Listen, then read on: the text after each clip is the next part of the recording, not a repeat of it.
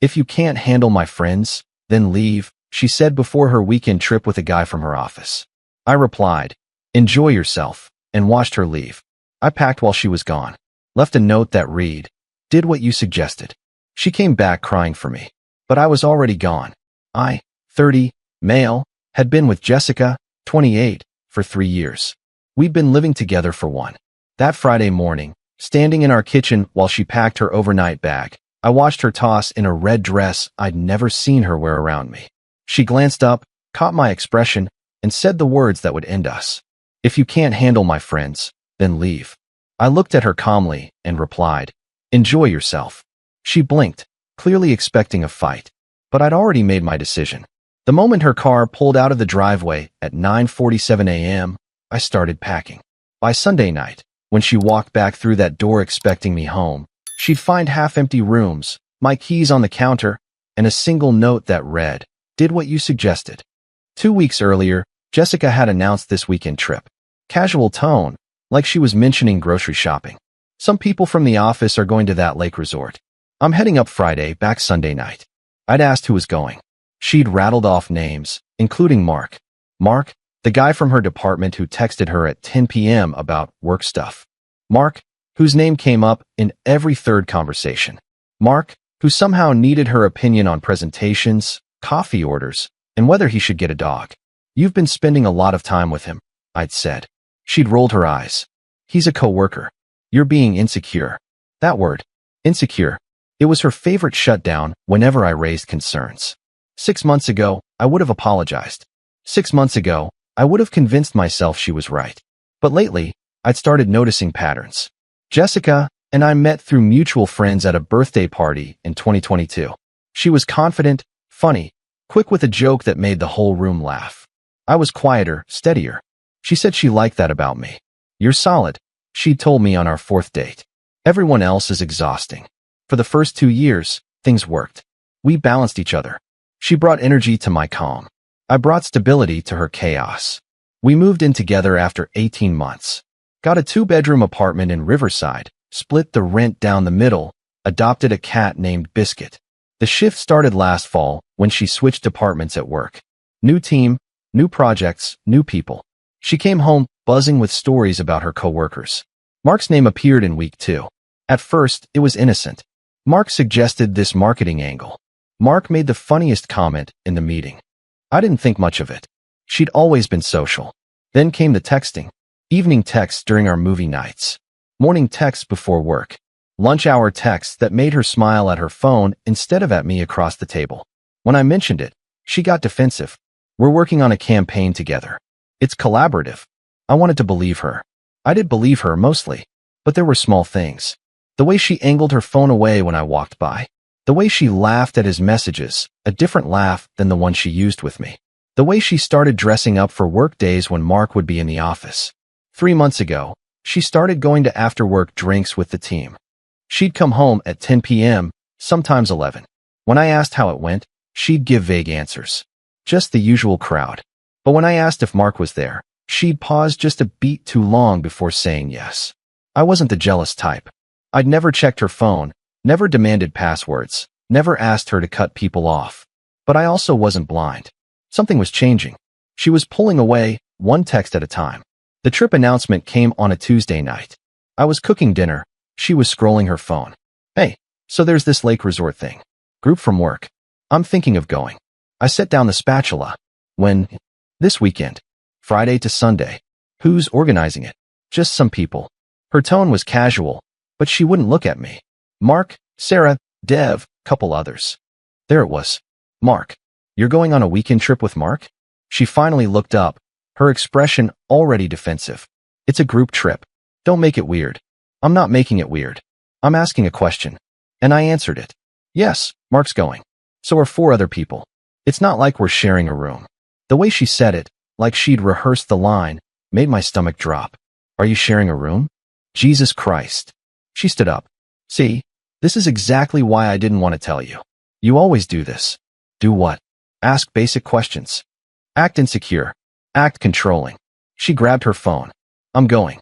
It's already paid for. If you can't handle me having friends, that's a you problem.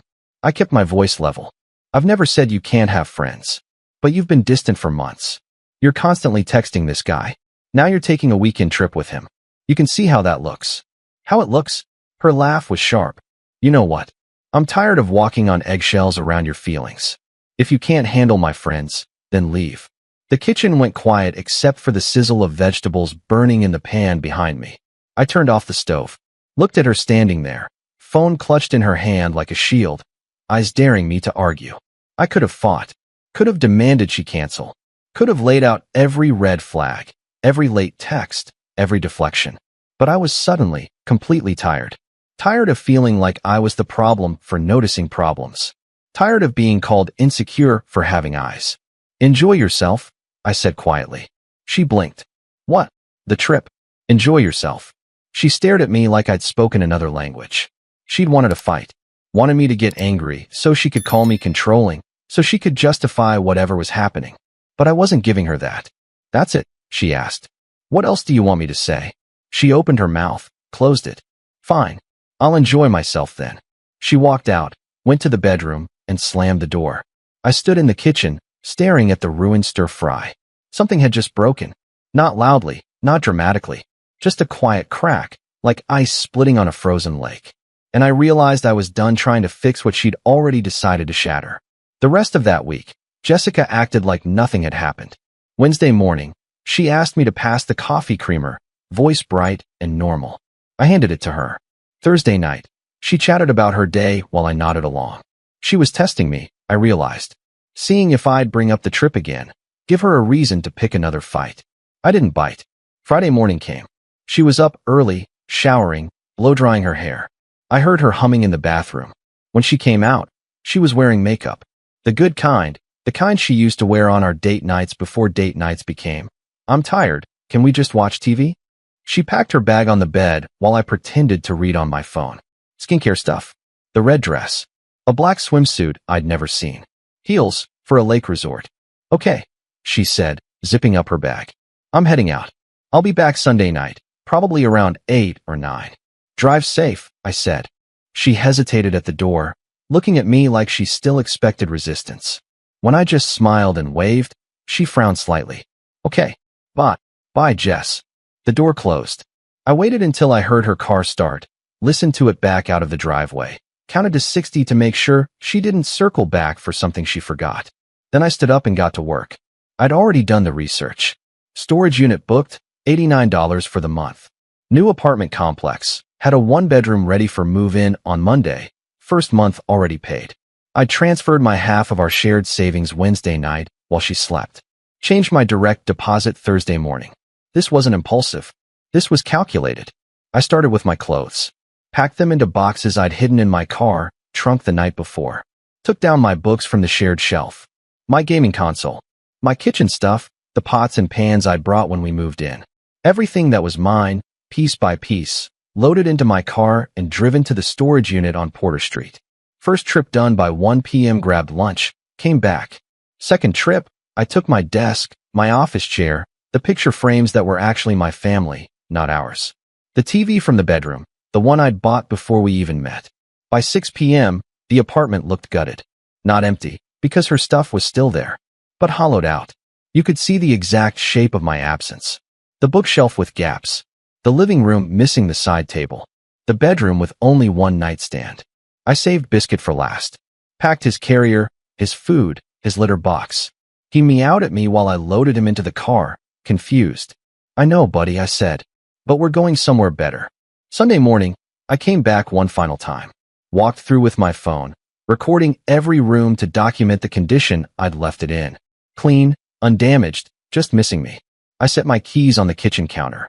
Next to them, I placed a single piece of paper. Did what you suggested. That was it. No explanation. No bitterness. Just her own words, handed back to her. I locked the door from inside, slipped out through the patio, and left it unlocked for her return. Drove to my new apartment across town. Unloaded the essentials, set up the bed, fed Biscuit. Sat on the couch in the quiet. My phone buzzed at 8:43 p.m. Jessica, calling. I let it ring. Then another call. Then texts started flooding in. Jessica, where are you? Jessica, why is half the apartment empty? Jessica, Did you seriously move out? Jessica, call me. I muted her number, ordered pizza, turned on a movie. For the first time in months, I felt like I could breathe. Update 1. Sunday night, 8:47 p.m. Jessica walked into our apartment, probably expecting me on the couch, maybe still a little cold from the argument, but ready to talk. Instead, she found silence. She'd later tell our mutual friends she thought I'd gone to the gym at first. Then she saw the living room, walked into the bedroom, checked the office. With each room, the reality set in. I wasn't at the gym. I was gone. Her first call came at 8:51 p.m. I was 3 slices into my pizza, watching some action movie I'd been meaning to catch. My phone lit up with her name. I watched it buzz, watched it go to voicemail. She called again immediately. Voicemail. Again. Voicemail. Then the text started. Jessica, this isn't funny. Jessica, you can't just leave without talking. Jessica, we need to discuss this like adults. I almost laughed at that last one. Discuss it like adults. The same conversation she'd shut down with if you can't handle my friends, then leave. I'd handled it. I'd left. What was there to discuss? More calls. I counted 12 in the first hour. Then they stopped. I figured she'd given up, maybe called a friend to vent. But at 11:34 p.m., my phone buzzed with a different kind of message. Jessica, I know I messed up. Please come home so we can talk. I'm sorry. Sorry.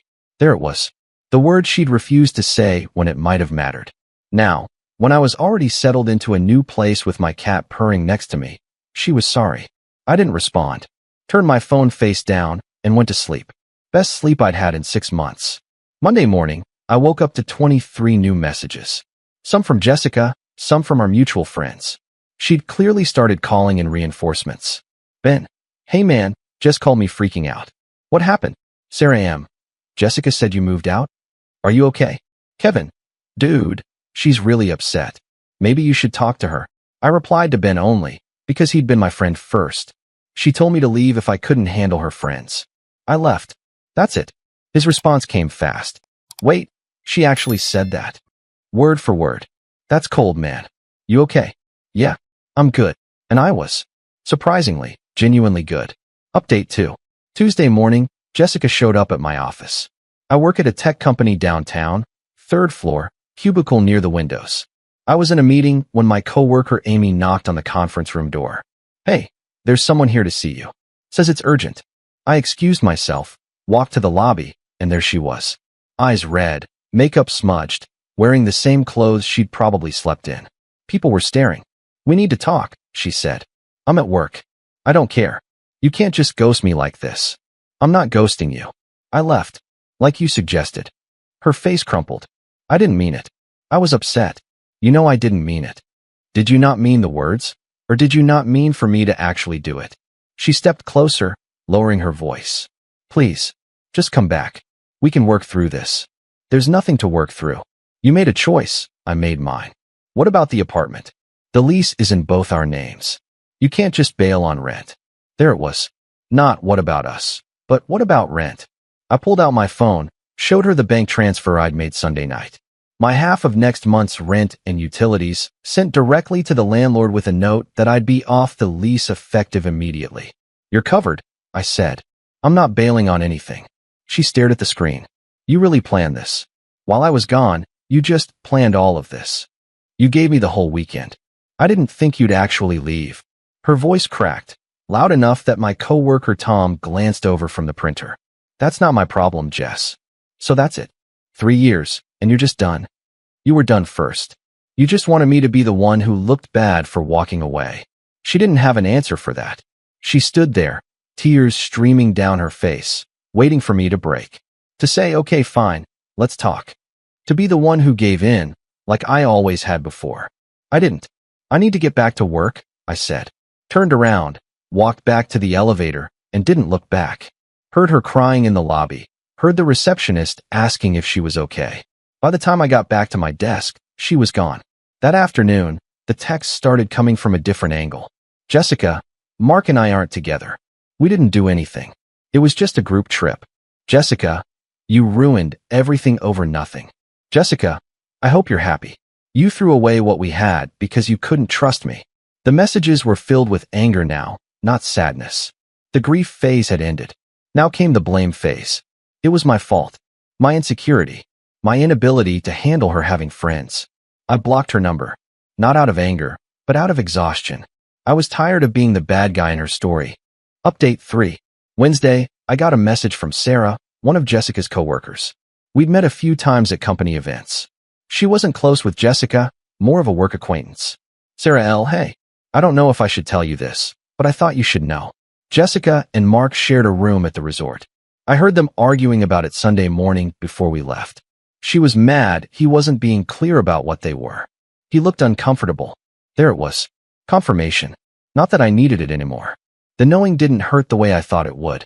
Instead, I just felt validated. My instincts had been right. I wasn't crazy. I wasn't insecure. Me. Thanks for telling me. I appreciate it. Sarah L., for what it's worth, you seem like a good guy. She talked about you sometimes. Always complained you were too stable or too predictable. Some of us took that as code for he's actually decent and I'm bored. I thanked her again, then sat with that information. Too stable. Too predictable. Translation, I didn't play games. Didn't manufacture drama. Didn't give her the chaos she apparently craved. And Mark? Poor Mark probably thought he was getting the fun, spontaneous Jessica. He'd learned soon enough that chaos isn't a personality trait. It's a red flag. Thursday, I heard through Ben that Jessica had tried to move in with Mark. He'd turned her down. Apparently, a weekend fling wasn't the same as a commitment, and Jessica's assumption that they were together now had freaked him out. Ben, she's asking around about people who need roommates. Apparently can't afford the apartment on her own. Me, not my problem. Ben, cold man, but fair. Friday, I got an email. From Jessica, because I'd blocked her number. Subject line, please read. I almost deleted it. But curiosity won. I don't know what Sarah told you, but it's not what you think. Mark and I didn't plan to share a room. The resort messed up the bookings. We didn't even do anything. We just talked. I know how it looks, but I swear nothing happened. I see now that I pushed you away. I was selfish. I took you for granted. I thought you'd always be there, so I didn't appreciate what I had. I miss you. I miss Biscuit. I miss coming home to you. Please, can we just talk? I read it twice, looking for the apology, the actual ownership. All I found were excuses. The resort messed up. Nothing happened. I pushed you away, like it was accidental. She missed me the way you miss a comfortable couch. Familiar. Convenient. Safe. I didn't reply. 3 weeks later, I heard from Kevin that Jessica had moved back in with her parents. The apartment lease was up in 2 months, and she couldn't swing the rent solo. Mark had apparently started dating someone else from their office. Jessica had filed an HR complaint about workplace harassment, which went nowhere because text records showed she'd initiated most of their conversations. Her social media told its own story. The first week after I left, her posts were vague and sad. Sometimes people give up too easily. Know your worth. The kind of posts designed to make me look like the villain. But by week 3, the posts changed. Can't believe I wasted 3 years. Men are trash. The classic breakup arc of someone who refused to look inward. Meanwhile, my life got quieter. Better. I set up my new apartment exactly how I wanted it. Hung up posters Jessica had always vetoed as too nerdy. Bought the gaming chair I'd put off getting because she said it was a waste of money. Started going to the gym again, something I'd let slide during the last months of our relationship when I was too tired from walking on eggshells. I reconnected with friends I'd drifted from. Tom from work invited me to his weekly basketball games. I said yes. We grabbed beers after, talked about nothing important, laughed. It felt normal. Easy. One Saturday, I ran into Jessica at the grocery store. She was in the produce section, looking at avocados. I almost turned around, but she'd already seen me. Hey, she said. Hey. Silence. She looked different. Tired. The kind of tired that comes from realizing you made a mistake you can't undo. How have you been? She asked. Good. You. Surviving. She gave a weak laugh. Moved back with my parents. It's temporary. That's good. More silence. I think about you sometimes, she said quietly. Wonder if I made a mistake. I looked at her. Really looked at her. Saw the girl I'd loved for 3 years, the one who used to laugh at my jokes and steal fries off my plate and curl up next to me during movies. But I also saw the girl who'd chosen drama over stability, chaos over peace, her ego over our relationship. You did make a mistake, I said. but not the one you think. She blinked. What do you mean? Your mistake wasn't me leaving. It was assuming I'd stay no matter how you treated me. Her eyes filled with tears. I'm sorry. I know. Can we try again? Start over. I shook my head. No. Why not? People make mistakes. People grow. Some mistakes aren't about growth. They're about showing who you really are. You showed me, Jess.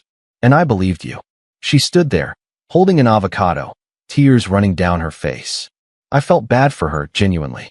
But I didn't feel bad enough to go back. Take care of yourself, I said. Pushed my cart past her and continued shopping. That was the last time we spoke. Final closure. 6 months later, I was sitting in my apartment, Biscuit asleep on the couch next to me. I'd just gotten back from a weekend trip to the mountains with Tom and some guys from the basketball league. We'd hiked, camped, told stupid stories around the fire. It was simple. Fun. The kind of fun I'd forgotten existed. My phone buzzed. Ben. Hey, saw Jess is engaged. Thought you should know before you see it on Facebook. I opened the app, scrolled to her profile. There it was. A photo of her and some guy I didn't recognize, her hand prominently displayed with a ring. The caption read, "When you know, you know. Can't wait to marry my best friend." For months. She'd been with this guy for 4 months, according to the comments. I felt nothing. No anger, no jealousy, no regret. Just a mild curiosity about whether this guy knew what he was signing up for. Then I closed the app and forgot about it. The note I'd left, "Did what you suggested," had been the cleanest ending I could have given her. No arguments, no drama, no back and forth. She'd drawn a line in the sand, and I'd stepped over it. Permanently. People used to ask me if I regretted how I handled it. If I wished I'd fought harder, tried counseling, given her another chance. My answer was always the same. She told me to leave. So I left. Some people thought that was cold. They didn't understand that staying would have been colder. Staying would have meant accepting that I was worth less than her need for chaos. That my feelings were negotiable. That respect was something I had to earn instead of something owed. I'd rather be alone than be someone's backup plan. I'd rather have an empty apartment I filled with things I loved than a full one where I had to apologize for existing. Jessica taught me something valuable in the end. She taught me that words have consequences. That boundaries aren't cruel, they're necessary. That when someone shows you who they are, you should believe them the first time. The weekend she'd left for that trip, I'd packed up 3 years of my life. But what I'd really packed up was self-respect. And when I walked out that door for the last time, I took it with me. Some rings start wars. Some trips end relationships. And some notes, just 4 words long, say everything that needs to be said. I did what she suggested. And I've never looked back.